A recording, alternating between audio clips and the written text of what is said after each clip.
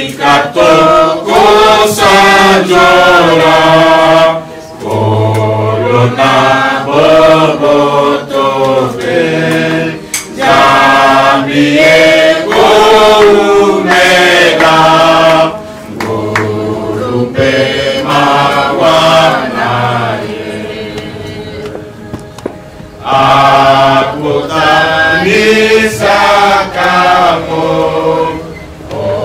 Onabato Awase, Zamie Omega, Gurupe Mawanaye, Olo Akule Saka, Olo Akule Saka, Isona Bilokobe, Sani Eko Umera, Golupe Mawanaye, Wana Pento Tamori, Akobatela Kanye, Zamie Umera, Golupe Mawanaye. Kati na pasibe, ye atiki bisute, kati. Kati be na pasibe, ye atiki bisute, Zamie Umera, Golupe Mawanaye, Oyeto Nkosadona, Corona Bobotobe, Zamie Umera, Golupe Mawanaye. Nous allons revoir avec le papa parce que nous avons cru au Seigneur et nous voudrons louer Dieu parce que il est Dieu de grâce et il a fait à ce que cette grâce puisse atteindre notre papa.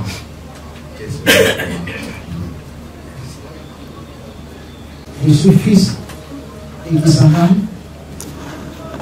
Je vais témoigner de ce que papa il vient de nous quitter. J'étais gouverneur vraiment de la province Oyata, Onya, Isiro, Kota. Alors que c'est Dieu ici. Il était beau. Il était bon autorité. C'était père de la famille. J'ai dit bien, il était père de la famille. Papa Menda Raouchai. Il a fait beaucoup à Kisangani. Moi, que vous me voyez, si on me connaît à Bounia, grâce à ce papa, on peut faire dire. Papa, il a fait mobiliser les gens PPRD pour les Kabyle reçus en 2006 et en 2011. Qu'est-ce qu'il a dit? Sosa Nagosa, professeur Nayo, de l'université et qui est de l'Igoso, il y a qu'un PPRD. Vraiment, même moi, j'étais à l'époque où j'étais en troisième humanité à l'Institut Moshindo. Et PPRD, nous étions d'abord locataires. Nous allons tous les locataires. Mais, pour que mon papa, à l'auditeur, dans les Kikana Chikalata Mongola, mais, ils sont tous en temps où il y a des sauts. Mes frères, ma soeur, c'est que moi je parle, je ne mens pas. Papa, à Sobakinda, jusqu'à maintenant, lorsque moi je parle, à Tuazoli dans la Kisana, je suis escorté. Toute l'équipe de Kisangani, Azoli, et le Bazokoma, dans le terrain à Kiso. Je sais que ce candidat, il est là, il me connaît. Vous allez se lever, on va travailler pour toi. Elle est pour papa. Merci. Je parle.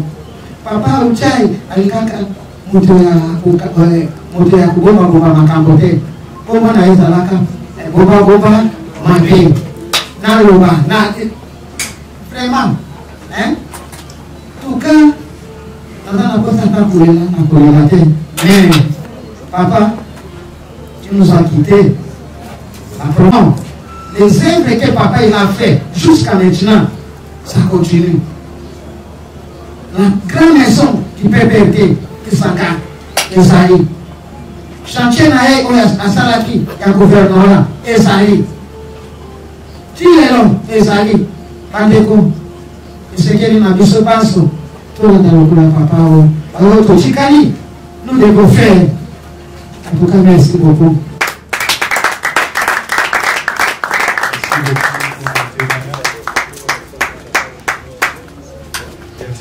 Quelqu'un d'autre?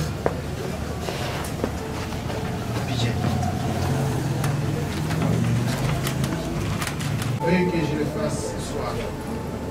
Béni sois-tu, Seigneur. À toi la gloire dans le nom de Jésus. Amen. Amen.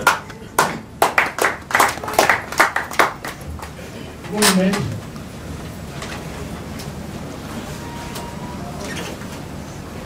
Bonjour, frères et sœurs. On est peut-être surpris de me voir. Je bénis le Seigneur pour cette opportunité qu'il me donne encore ce soir d'être devant vous et de parler de la part de Christ. Je suis un fils de cette maison. Je me demande pourquoi on a demandé que je puisse parler. Mais je crois que le Seigneur lui-même va parler.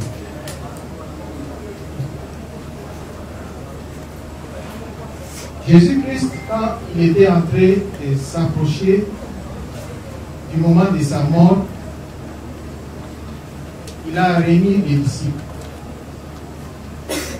Quand il a réuni les disciples, il a commencé à leur parler des choses qui étaient importantes. Parce qu'il voyait sa mort venir. C'est comme un père qui voit sa mort venir et unit ses enfants pour leur parler, pour leur prodiguer du conseil. C'est également ce que notre papa avait fait à ses fils ou à ses filles ici. Il les a réunis et leur a parlé. Le message que je vais transmettre aujourd'hui, ce sont les derniers mots de Jésus alors qu'il était proche à aller vers la mort. Il a réuni les disciples avec la foule, il les a exhortés. Et il était une question capitale qu'il a posée à ses disciples. Et c'est sur cette question que nous allons nous entretenir ce soir. La question est celle-ci. À quoi sert à un homme de gagner le monde entier s'il perd son âme? À quoi sert à un homme de gagner le monde entier s'il perd son âme? Tout à l'heure là, j'ai ouvert la Bible de Lingala. J'ai trouvé que c'était encore mieux. Je vais lire.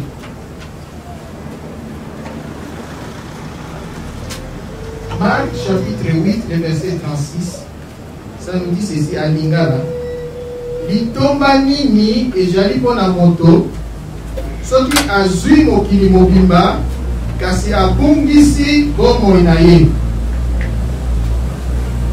Et dans la version parole de vie, il dit ceci: si une personne gagne toutes les richesses du monde, mais si elle perd sa vie, à quoi cela lui sert-il?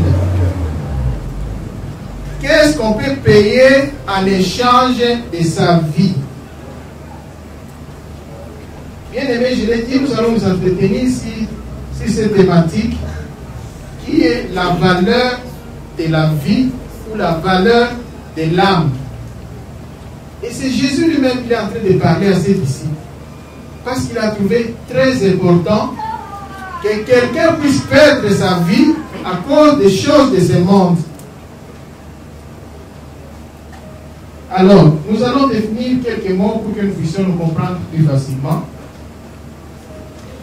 Les mots que nous allons définir essentiellement, c'est le mot âme. Mais pour définir le mot âme, il faut que nous puissions comprendre que l'âme fait partie d'un tout qui est l'être humain. Dans l'être humain, il y a trois parties. Il y a ce qu'on appelle le corps, qui est la partie physique que nous voyons. C'est cette partie-là qui nous permet, grâce aux 5 organes que nous avons, d'être en contact avec le monde extérieur. C'est ça le corps. C'est ce qui est visible. Mais il y a aussi d'autres parties comme l'esprit et l'âme qui sont invisibles. L'esprit, c'est la partie qui nous relie avec Dieu. Et il traite des questions comme la confiance, comme l'amour, comme la foi, et ainsi de suite. L'âme, c'est la partie de l'être humain qui retourne à Dieu lors du décès. Il est donc le siège des émotions, le siège des sentiments. Je crois que nous comprenons bien ces trois mots. Mais dans la pratique, on fait toujours confusion où on dit la même chose en parlant de l'âme et de l'esprit. Même dans la parole de Dieu, vous allez retrouver qu'on parle de l'âme alors qu'on voulait parler de l'esprit. Nous allons lire quelques textes. Nous avons déjà lu les premiers. Je vais lire les autres. Nous allons lire dans Luc chapitre 12, les versets 20. Luc chapitre 12, les versets 20. Ça dit ceci. Insensé, cette nuit même, ton âme te sera redemandée. Et ce que tu as préparé, pour qui sera-t-il? Et notre texte, c'est Job, le chapitre 2. Nous devions lire du premier verset jusqu'au 13e, mais nous allons lire seulement le 10e verset. Ça dit ceci, Job lui répondit, tu parles comme une femme insensée. Quoi? Nous recevons de Dieu le bien et nous ne recevrions pas aussi le mal. En tout cela, Job ne pécha point par ses lèvres. Le troisième, c'est dans Luc, chapitre 16, les versets 20 à 26. Nous allons lire que le verset 25. Luc, chapitre 16, le verset 25. Abraham répondit, mon enfant, souviens-toi de ce que tu as reçu tes biens pendant ta vie, et que Lazare a eu le mot pendant la sienne, et maintenant il est ici consolé, et toi tu souffres. À quoi sert à un homme de gagner le monde entier s'il perd sa vie ou s'il perd son âme? Si on doit mettre une balance comme on l'avait avant, on met l'âme de ce côté, on met le monde de ce côté, il n'y a pas équilibre. Il n'y a pas équilibre. Parce que l'âme ou la vie d'un homme a une plus grande importance. C'est pourquoi Jésus a insisté sur ça. Il a insisté sur ça. Nous devons savoir qu'il y a des situations qui peuvent faire que nous puissions perdre notre âme. Il y a des situations qui peuvent faire qu'on puisse perdre notre âme. Quelles sont ces situations? Je les ai regroupées à trois. La première situation, c'est la richesse, à l'opposé de la pauvreté. La richesse à l'opposé de la pauvreté. Si nous voyons l'histoire de l'homme riche, que nous venons de lire tout à l'heure, il y avait un homme riche qui avait, je dirais, tout. On dit la façon dont il s'habillait, c'était vraiment propre, c'était vraiment luxueux. Il avait un grand chat. Il avait des prétentions, on peut le dire. Et il a eu une très grande récolte. Quand il a eu une très grande récolte, il a fait encore faire d'autres greniers. Et il a rempli tous ces greniers. Et il s'est assis. Il a dit, mon âme, repose-toi. Voilà l'orgueil de l'homme riche. Il a mis sa confiance dans sa richesse. Il dit maintenant, j'ai tout, je peux me reposer. Évidemment, il n'avait pas volé. Il a travaillé de ses propres mains. Mais il a oublié quelque chose qui était essentiel. Et ça, c'est la parabole où Jésus va lui dire, insensé, ton âme te sera redemandée demain. Et qu'est-ce que tout ce que tu as pris, qu'est-ce que tout ce que tu as amassé va servir à quoi ou à qui? La richesse, bien-aimée, peut nous perdre notre foi, peut nous faire perdre notre vie.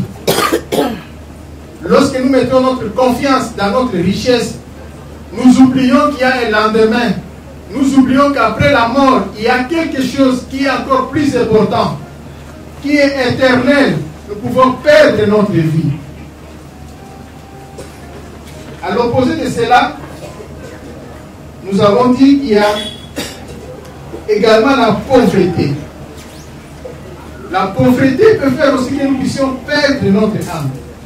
L'histoire ou la parabole que je vais dire tout à l'heure, c'était un pauvre, mais qui avait mis sa confiance à Jésus. Malgré sa pauvreté, il a gardé sa foi, il a gardé son âme à Jésus.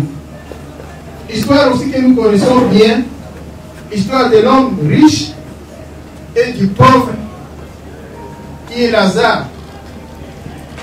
Un homme également riche comme l'autre, qui vit dans de très bonnes conditions, qui mange bien, qui se nourrit bien.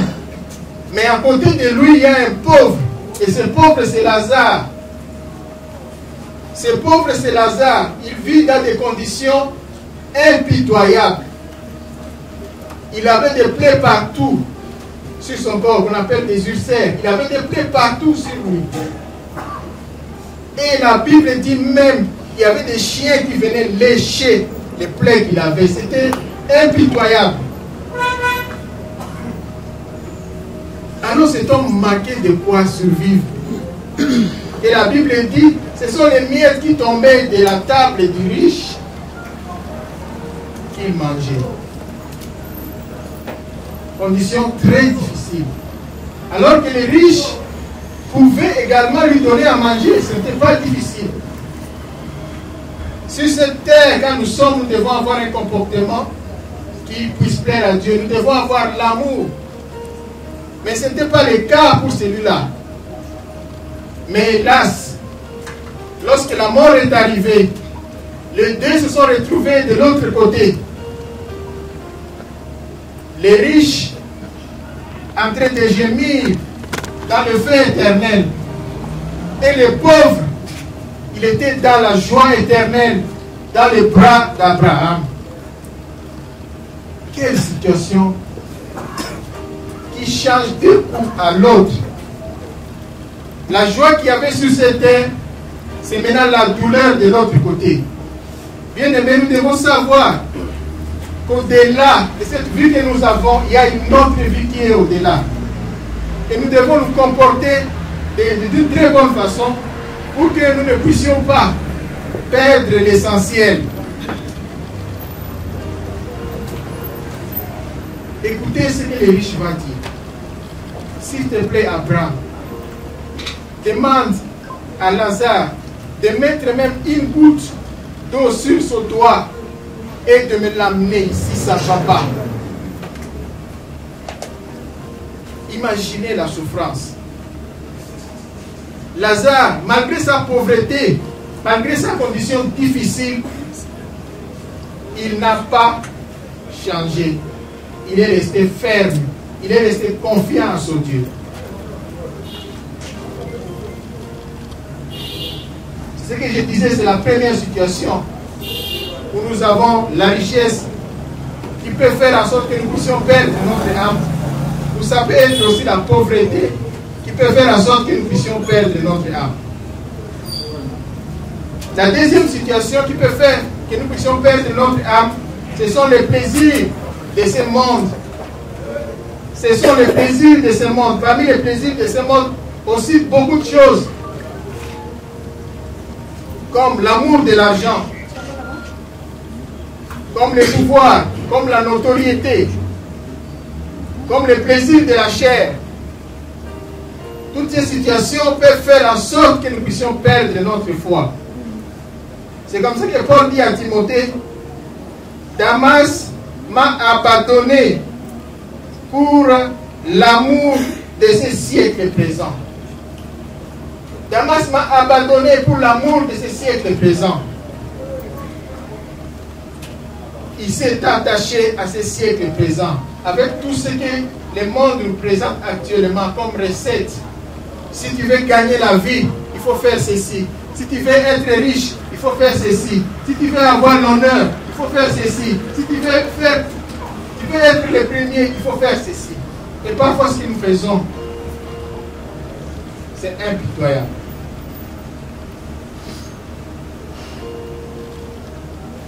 La Bible dit, mais ceux qui veulent s'enrichir tombent dans les désirs, tombent dans la tentation, dans les pièges, dans beaucoup de désirs insensés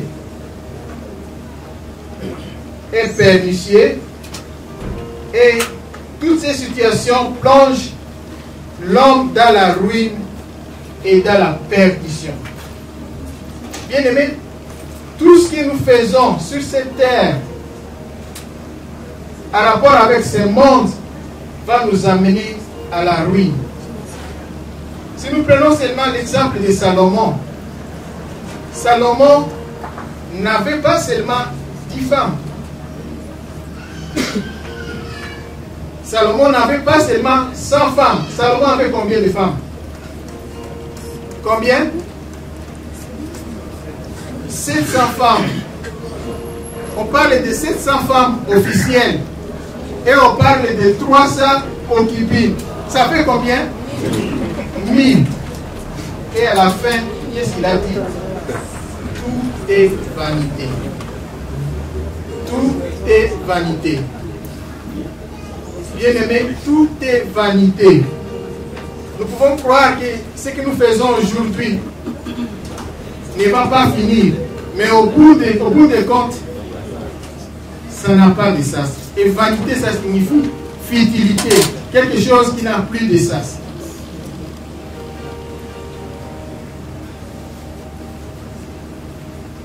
La troisième série, la troisième chose, ce sont les soucis de ce monde.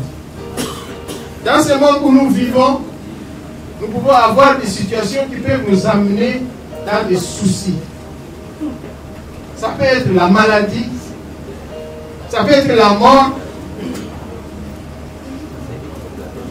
et d'autres choses. Bien aimé, dans une situation, dans les cas comme les nôtres ici, où on perd notre chair, si on n'a pas une bonne foi, on peut tomber et prendre peut-être une décision qui va être hors de ce que Dieu voulait. Parce qu'on peut se poser 1001 questions. Pourquoi? Et pourquoi? Ce sont des situations qui peuvent nous amener à aller en dehors de notre foi. Et l'exemple que nous voulons donner ici, l'illustration que nous voulons donner ici, c'est celui de Job. Job, nous connaissons bien son histoire. Job était un homme riche. Il avait une grande famille. La Bible dit même les belles filles, on les trouvait chez Job. Il avait autant de bœufs, autant de vaches, autant de chevaux, autant de terres.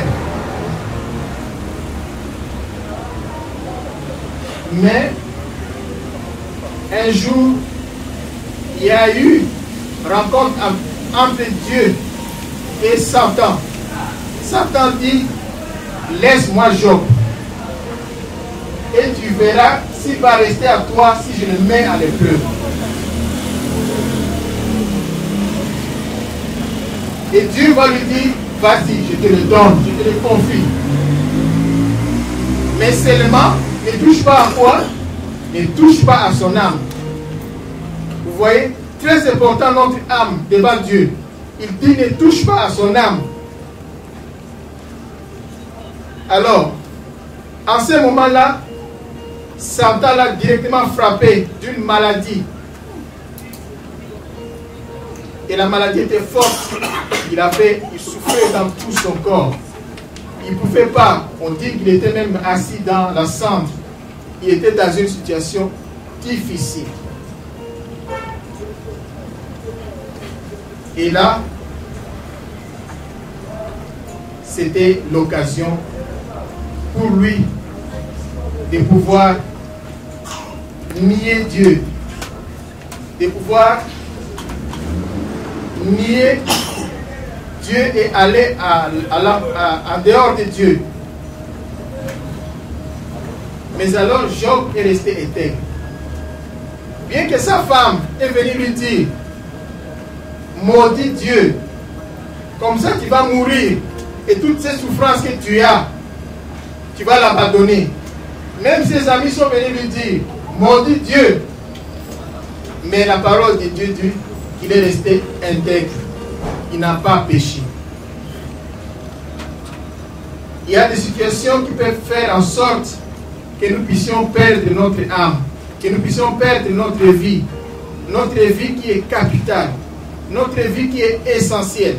Jésus lui-même a dit, à quoi sert à un homme de perdre sa vie? Même s'il a tout, même s'il a ce monde, même s'il a toutes les richesses de ce monde, même s'il a les pouvoirs, même s'il a la notoriété, même s'il a des multitudes de femmes, même s'il a quoi, mais à quoi ça sert? Quelle est ta situation aujourd'hui, mon frère, ma soeur? Quelle est ta situation aujourd'hui? Y a-t-il quelque chose qui te met en dehors de Dieu? Y a-t-il quelque chose qui trouble ton âme et qui fait en sorte que tu es en train de nier Dieu, que tu es en train de l'abandonner? Est-ce que c'est la richesse? Est-ce que c'est la pauvreté? Est-ce que c'est la notoriété? Que sais-je encore? Alors, devant toutes ces situations, qu'est-ce que nous devons faire? Devant toutes ces situations, qu'est-ce que nous devons faire? La Bible dit, qu'est-ce qu'on peut payer en échange de sa vie? Qu'est-ce qu'on peut payer en échange de sa vie? Je vais vous dire ce soir, la parole de Dieu nous dit, dans 1 Pierre chapitre 1, les versets 18 et 19, que seul le sang précieux de Jésus nous lave et purifie nos âmes. Quelque chose que nous pouvons mettre en échange de notre vie, quelque chose que nous pouvons mettre en échange de notre vie, c'est le sang de Jésus. Bien-aimé, laisse que Jésus puisse te toucher ce soir. Laisse que Jésus puisse toucher ton âme ce soir. Laisse que Jésus puisse toucher ton cœur ce soir. Laisse que Jésus puisse transformer ton cœur ce soir. Et que tu puisses reconsidérer dans ta vie l'importance de ton âme. L'âme sauvée, l'âme régénérée, la vie sauve. C'est ce que Dieu veut de toi ce soir.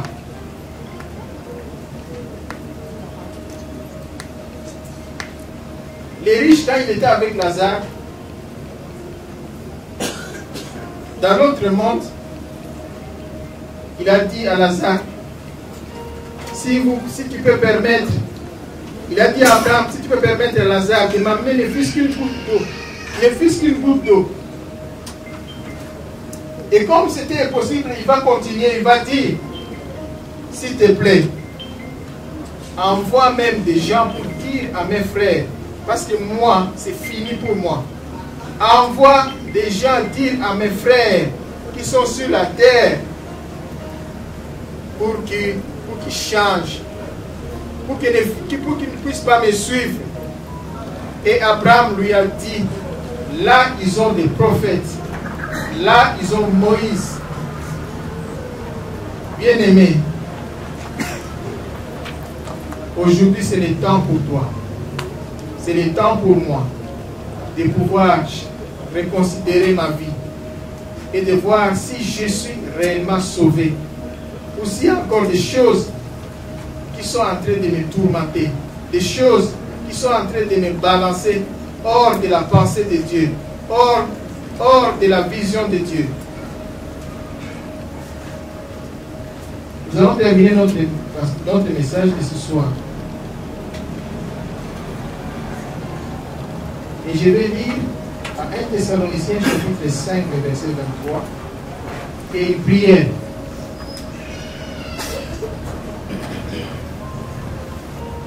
Et qui est aussi ma prière.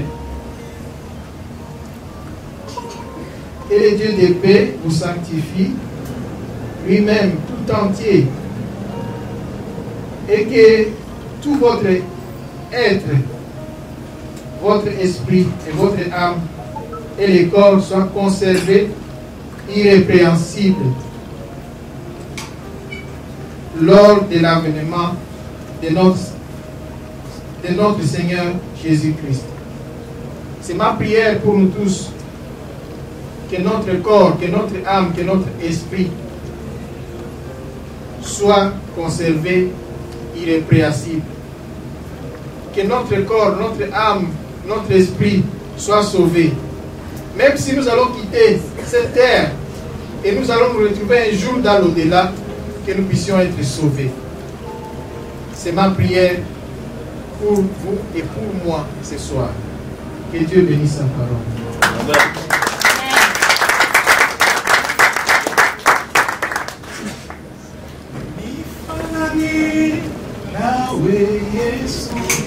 Que je le fasse ce soir. Béni sois-tu, Seigneur. À toi la gloire dans le nom de Jésus. Amen. Amen. Amen.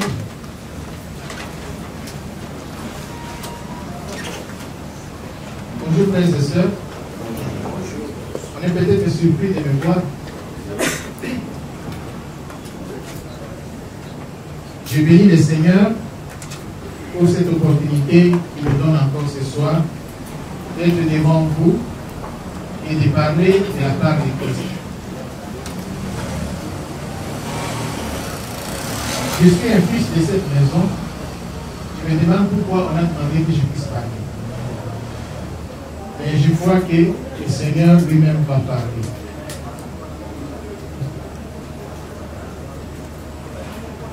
Jésus-Christ, quand il était en train de s'approcher du moment de sa mort,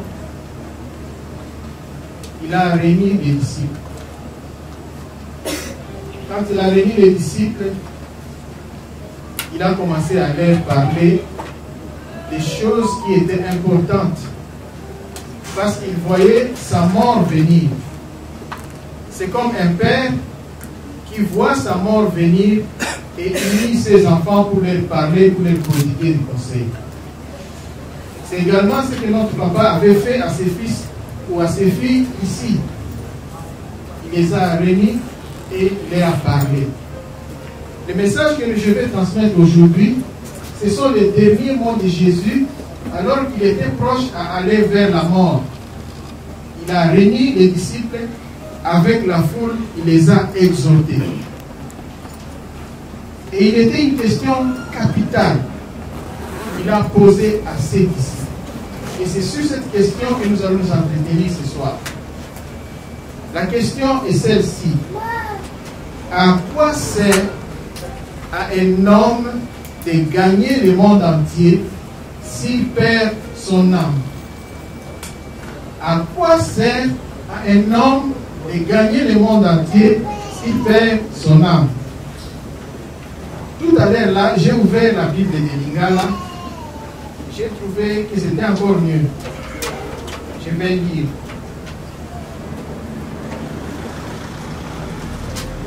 Marc chapitre 8, le verset 36. Ça nous dit ceci à Lingala.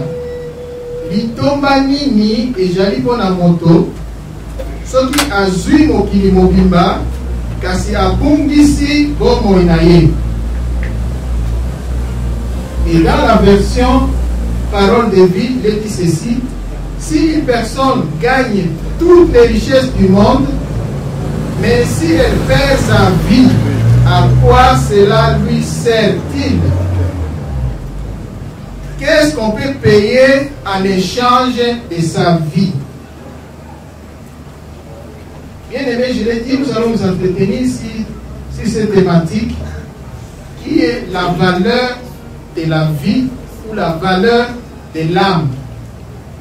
Et c'est Jésus lui-même qui est en train de parler à ces disciples. Parce qu'il a trouvé très important que quelqu'un puisse perdre sa vie à cause des choses de ce monde. Alors, nous allons définir quelques mots pour que nous puissions nous comprendre plus facilement. Les mots que nous allons définir essentiellement, c'est le mot âme.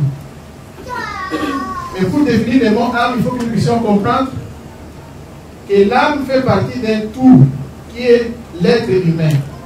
Dans l'être humain, il y a trois parties. Il y a ce qu'on appelle le corps, qui est la partie physique que nous voyons. C'est cette partie-là qui nous permet, grâce aux 5 organes que nous avons, d'être en contact avec le monde extérieur. C'est ça le corps. C'est ce qui est visible. Mais il y a aussi d'autres parties comme l'esprit et l'âme qui sont invisibles. L'esprit, c'est la partie qui nous relie avec Dieu. Et il traite des questions comme la confiance, comme l'amour, comme la foi, et ainsi de suite.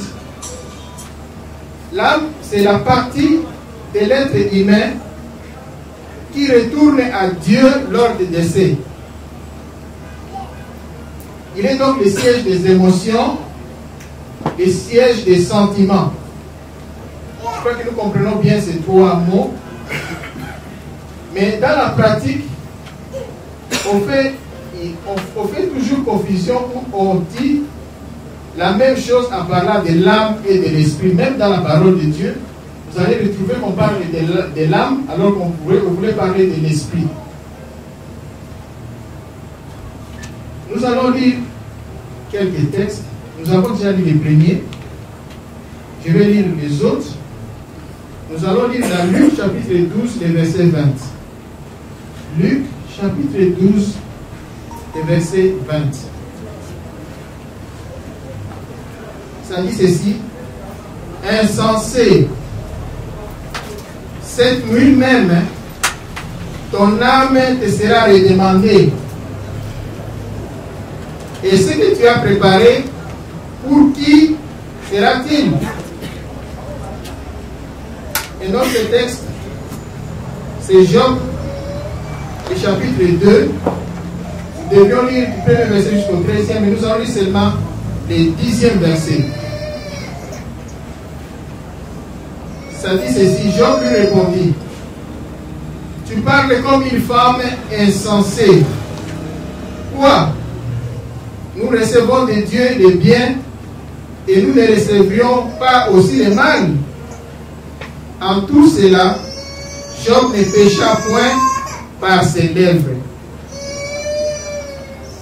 Le troisième, c'est dans Luc, chapitre 16, les versets 20 à 26. Nous allons lire que le verset 25. Luc, chapitre 16, le verset 25. Abraham répondit: mon enfant, souviens-toi de ce que tu as reçu et bien pendant ta vie, et que Lazare a eu le mot pendant la sienne. Et maintenant, il est ici consolé. Et toi, tu souffres. À quoi sert à un homme de gagner le monde entier s'il perd sa vie ou s'il perd son âme? Si on doit mettre une balance comme on l'avait avant, on met l'âme de ce côté, on met le monde de ce côté, il n'y a pas équilibre. Il n'y a pas équilibre. Parce que l'âme ou la vie d'un homme a une plus grande importance. C'est pourquoi Jésus a insisté sur ça. Il a insisté sur ça. Nous devons savoir qu'il y a des situations qui peuvent faire que nous puissions perdre notre âme. Il y a des situations qui peuvent faire qu'on puisse perdre notre âme. Quelles sont ces situations? Je les ai regroupées à 3. La première situation, c'est la richesse, à l'opposé de la pauvreté. La richesse à l'opposé de la pauvreté. Si nous voyons l'histoire de l'homme riche, que nous venons de lire tout à l'heure, il y avait un homme riche qui avait, je dirais, tout. On dit la façon dont il s'habillait, c'était vraiment propre, c'était vraiment luxueux. Il avait un grand chat. Il avait des prétentions, on peut le dire. Et il a eu une très grande récolte. Quand il a eu une très grande récolte, il a fait encore faire d'autres greniers. Et il a rempli tous ces greniers. Et il s'est assis. Il a dit, mon âme, repose-toi. Voilà l'orgueil de l'homme riche. Il a mis sa confiance dans sa richesse. Il dit maintenant, j'ai tout, je peux me reposer. Évidemment, il n'avait pas volé. Il a travaillé de ses propres mains. Mais il a oublié quelque chose qui était essentiel. Et ça, c'est la parabole où Jésus va lui dire, insensé, ton âme te sera redemandée demain. Et qu'est-ce que tout ce que tu as pris, qu'est-ce que tout ce que tu as amassé va servir à quoi ou à qui? La richesse, bien-aimée, peut nous perdre notre foi, peut nous faire perdre notre vie. Lorsque nous mettons notre confiance dans notre richesse, nous oublions qu'il y a un lendemain. Nous oublions qu'après la mort, il y a quelque chose qui est encore plus important, qui est éternel. Nous pouvons perdre notre vie. À l'opposé de cela, nous avons dit qu'il y a également la pauvreté. La pauvreté peut faire aussi que nous puissions perdre notre âme. L'histoire ou la parabole que je vais dire tout à l'heure, c'était un pauvre, mais qui avait mis sa confiance à Jésus. Malgré sa pauvreté, il a gardé sa foi, il a gardé son âme à Jésus. L'histoire aussi que nous connaissons bien, l'histoire de l'homme riche et du pauvre, qui est Lazare. Un homme également riche comme l'autre, qui vit dans de très bonnes conditions, qui mange bien, qui se nourrit bien. Mais à côté de lui, il y a un pauvre. Et ce pauvre, c'est Lazare. Ce pauvre, c'est Lazare. Il vit dans des conditions impitoyables. Il avait des plaies partout sur son corps, qu'on appelle des ulcères. Il avait des plaies partout sur lui. Et la Bible dit même qu'il y avait des chiens qui venaient lécher les plaies qu'il avait. C'était impitoyable. Alors cet homme manquait de quoi survivre.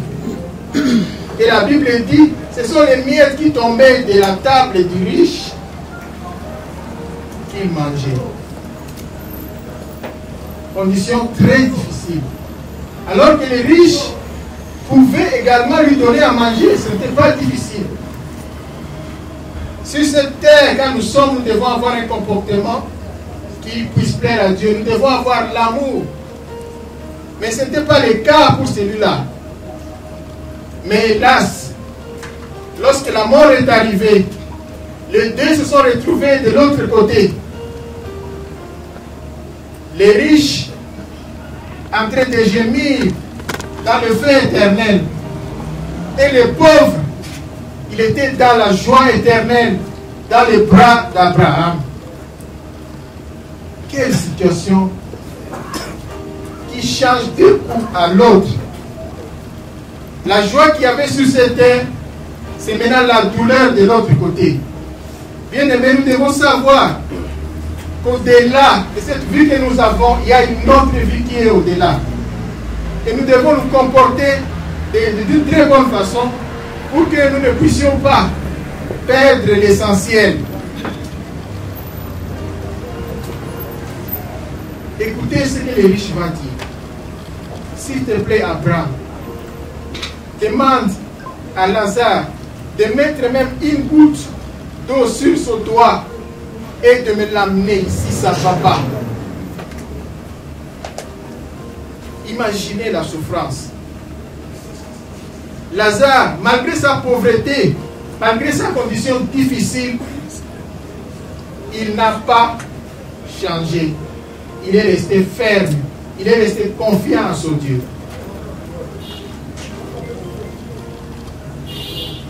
Ce que je disais, c'est la première situation où nous avons la richesse qui peut faire en sorte que nous puissions perdre notre âme. Vous savez être aussi la pauvreté qui peut faire en sorte que nous puissions perdre notre âme. La deuxième situation qui peut faire que nous puissions perdre notre âme, ce sont les plaisirs de ce monde. Ce sont les plaisirs de ce monde. Parmi les plaisirs de ce monde, aussi beaucoup de choses. Comme l'amour de l'argent, comme le pouvoir, comme la notoriété, comme le plaisir de la chair. Toutes ces situations peuvent faire en sorte que nous puissions perdre notre foi. C'est comme ça que Paul dit à Timothée, Damas m'a abandonné pour l'amour de ce siècle présent. Damas m'a abandonné pour l'amour de ce siècle présent. Il s'est attaché à ce siècle présent avec tout ce que le monde nous présente actuellement comme recette.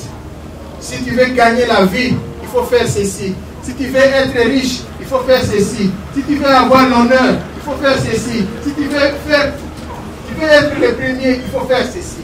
Et parfois ce que nous faisons, c'est impitoyable.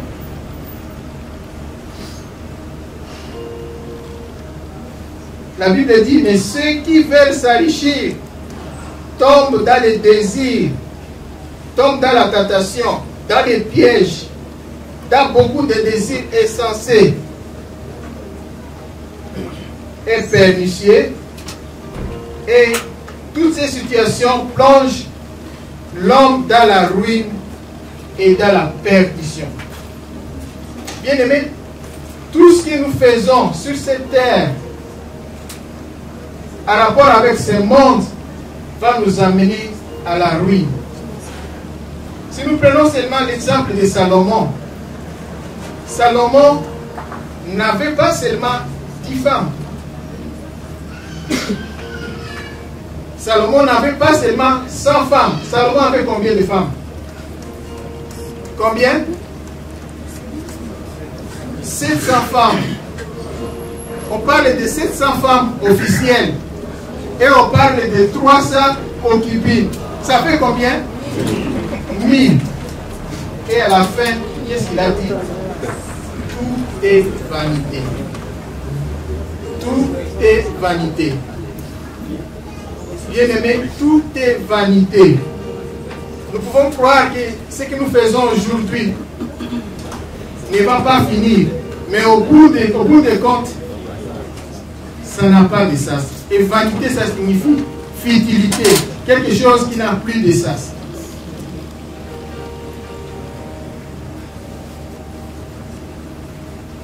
La troisième série, la troisième chose, ce sont les soucis de ce monde. Dans ce monde où nous vivons, nous pouvons avoir des situations qui peuvent nous amener dans des soucis. Ça peut être la maladie, ça peut être la mort et d'autres choses. Bien aimé, dans une situation, dans les cas comme les nôtres ici, où on perd un être cher, si on n'a pas une bonne foi, on peut tomber et prendre peut-être une décision qui va être hors de ce que Dieu voulait. Parce qu'on peut se poser 1001 questions. Pourquoi, et pourquoi. Ce sont des situations qui peuvent nous amener à aller en dehors de notre foi. Et l'exemple que nous voulons donner ici, l'illustration que nous voulons donner ici, c'est celui de Job. Job, nous connaissons bien son histoire. Job était un homme riche. Il avait une grande famille. La Bible dit même les belles filles, on les trouvait chez Job. Il avait autant de bœufs, autant de vaches, autant de chevaux, autant de terres. Mais un jour, il y a eu rencontre entre Dieu et Satan. Satan dit, laisse-moi Job. Et tu verras s'il va rester à toi si je le mets à l'épreuve. Et Dieu va lui dire, vas-y, je te le donne, je te le confie. Mais seulement, ne touche pas à quoi? Ne touche pas à son âme. Vous voyez, très important notre âme devant Dieu. Il dit, ne touche pas à son âme. Alors, en ce moment-là, Satan l'a directement frappé d'une maladie. Et la maladie était forte. Il souffrait dans tout son corps. Il ne pouvait pas. On dit qu'il était même assis dans la cendre. Il était dans une situation difficile. Et là, c'était l'occasion pour lui de pouvoir nier Dieu, de pouvoir nier Dieu et aller en dehors de Dieu. Mais alors Job est resté intègre. Bien que sa femme est venue lui dire, maudit Dieu, comme ça tu vas mourir et toutes ces souffrances que tu as, tu vas l'abandonner. Même ses amis sont venus lui dire, maudit Dieu. Mais la parole de Dieu dit qu'il est resté intègre. Il n'a pas péché. Il y a des situations qui peuvent faire en sorte que nous puissions perdre notre âme, que nous puissions perdre notre vie qui est capitale, notre vie qui est essentielle. Jésus lui-même a dit, à quoi sert à un homme de perdre sa vie? Même s'il a tout, même s'il a ce monde, même s'il a toutes les richesses de ce monde, même s'il a des pouvoirs, même s'il a la notoriété, même s'il a des multitudes de femmes, même s'il a quoi, mais à quoi ça sert? Quelle est ta situation aujourd'hui, mon frère, ma soeur? Quelle est ta situation aujourd'hui? Y a-t-il quelque chose qui te met en dehors de Dieu? Y a-t-il quelque chose qui trouble ton âme et qui fait en sorte que tu es en train de nier Dieu, que tu es en train de l'abandonner? Est-ce que c'est la richesse? Est-ce que c'est la pauvreté? Est-ce que c'est la notoriété? Que sais-je encore? Alors, devant toutes ces situations, qu'est-ce que nous devons faire? Devant toutes ces situations, qu'est-ce que nous devons faire? La Bible dit, qu'est-ce qu'on peut payer en échange de sa vie? Qu'est-ce qu'on peut payer en échange de sa vie? Je vais vous dire ce soir, la parole de Dieu nous dit, dans 1 Pierre chapitre 1, les versets 18 et 19, que seul le sang précieux de Jésus nous lave et purifie nos âmes. Quelque chose que nous pouvons mettre en échange de notre vie, quelque chose que nous pouvons mettre en échange de notre vie, c'est le sang de Jésus. Bien-aimé, laisse que Jésus puisse te toucher ce soir. Laisse que Jésus puisse toucher ton âme ce soir. Laisse que Jésus puisse toucher ton cœur ce soir. Laisse que Jésus puisse transformer ton cœur ce soir. Et que tu puisses reconsidérer dans ta vie l'importance de ton âme. L'âme sauvée, l'âme régénérée, la vie sauve. C'est ce que Dieu veut de toi ce soir.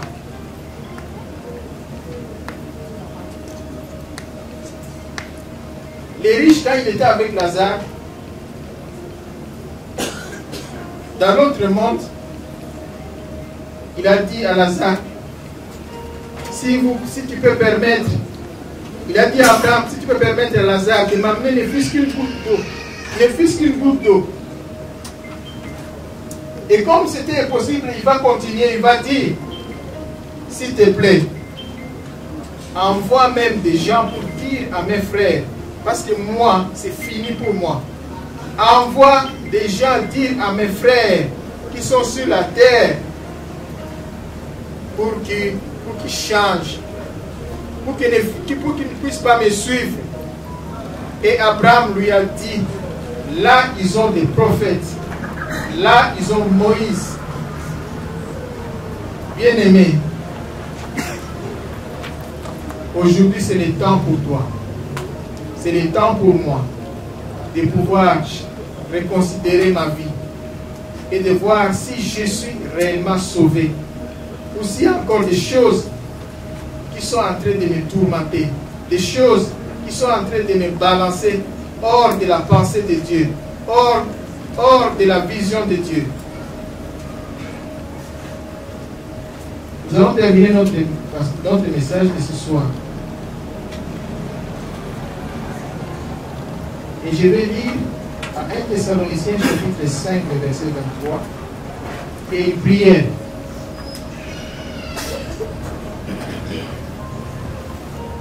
Et qui est aussi ma prière. Que le Dieu de paix vous sanctifie lui-même tout entier, et que tout votre être, votre esprit et votre âme et le corps soient conservés irrépréhensibles lors de l'avènement de notre Seigneur Jésus-Christ.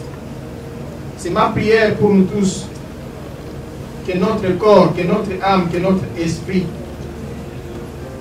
soient conservés irrépréhensibles. Que notre corps, notre âme, notre esprit soient sauvés. Même si nous allons quitter cette terre et nous allons nous retrouver un jour dans l'au-delà, que nous puissions être sauvés. C'est ma prière pour vous et pour moi ce soir. Que Dieu bénisse sa parole. Amen.